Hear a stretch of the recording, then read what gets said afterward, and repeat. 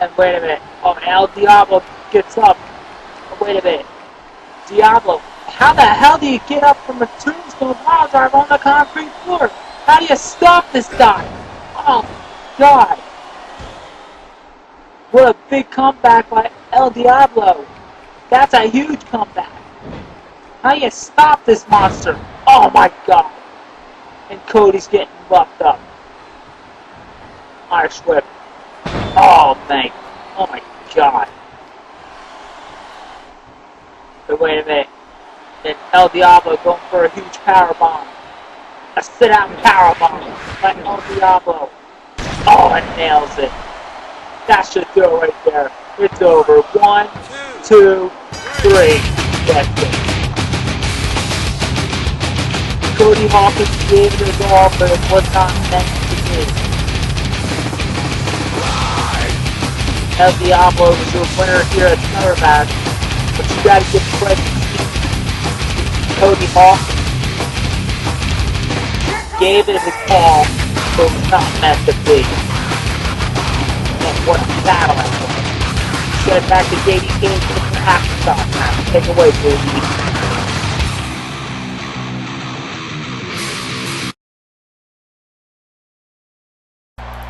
Alright, time for the TV title matchup, and this one is a three-way match. Now, I'm not too positive if it's going to be under triple threat, sudden death rules, or if it's going to be under ECW style three-way dance rules. I guess we'll just have to see. But as we see the TV champion, Dan Van Vertigo, heading towards the ring, I know we usually do our 3 or 4-way matches elimination style, so it probably wouldn't surprise me if that were true here. And Dan Van Vertigo has been a pretty good TV champion despite losing a non-title match several weeks ago to MT Wallet. And right here though, he's got a big test because obviously he's not just facing one wrestler, he's facing 2 wrestlers. Although, Dan Van Vertigo, he's more than up to the challenge. And of course, the fans certainly behind him 100%. But they are very quick to turn on this guy, and for good reason. Comes that little punk-ass pansy waist known as Greg Hurst. And Greg Hurst, who hasn't been accomplishing jack crap in the last few months, apparently needed an easy route to the top. So what did he do? Apparently he aligned with Hoovy. Him and Big D. And that's something I don't understand.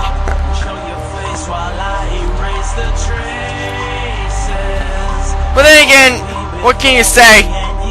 A little joke like Greg Hurst wants the quickest way to the top that he can, even though when you're underneath Hoovy, you're not going to get anywhere near the top either. I mean, come on.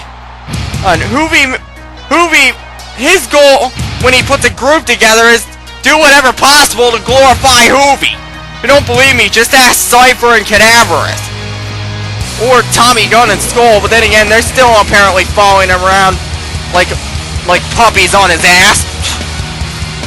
Whatever. I hope Shadow MC takes down Hoovy and gets rid of him off of Aftershock. As we see Chris Cryptic, the last participant in this matchup. But yeah, it's like I said on Aftershock. Isn't Hoovy the same guy who cried and bitched and moaned like a little pussy girl about being drafted to Aftershock in the first place? I was the man on Overdrive. I was the big star. And now, all of a sudden, he's trying to say, hey, that Shadow MC is the one who should leave Aftershock. Well, you know what, Hoovy? Kiss my fucking ass! Actually, you know what? Don't. Oh, I'm pretty sure you roll that way, but JD Cage is a... But JD Cage loves women, okay? Anyway, I may be single right now, but I love women. And unlike Hoovy, I don't roll in that direction. Okay, I'll stop questioning Hoovy's sexuality and get on with this match. And right off the bat, you're seeing just how the dynamics of a matchup change when you add an extra guy into it. Oh! Off the top rope backdrop there from Chris Cryptic and a chop there from Dan Van Vertigo. Of course, Dan Van Vertigo and Chris Cryptic have been having sort of a small rivalry over the TV title. German suplex there. And Greg Hurst, who's been on the late train to nowhere, you might say, as far as being on the pecking order goes.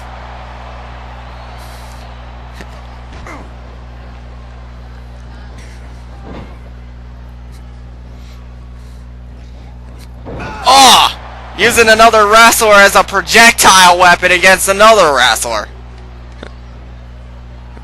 Nice strategy there by Greg Hurst. And he just sent the champion out of the ring. He's opening up here on Chris Cryptic. You know what's interesting is that Cryptic and Greg Hurst actually had a tag team partnership going there for a little while.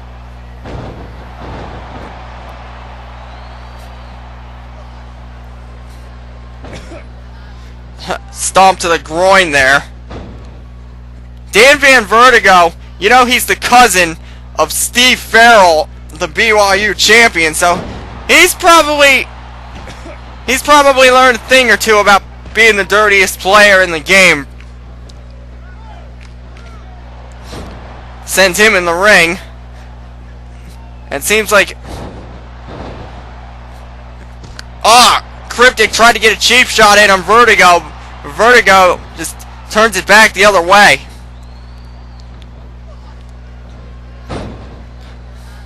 Cover here, but Hurst broke it up. I'm under the impression this thing is one fall to a finish, and that's why he broke up the count there.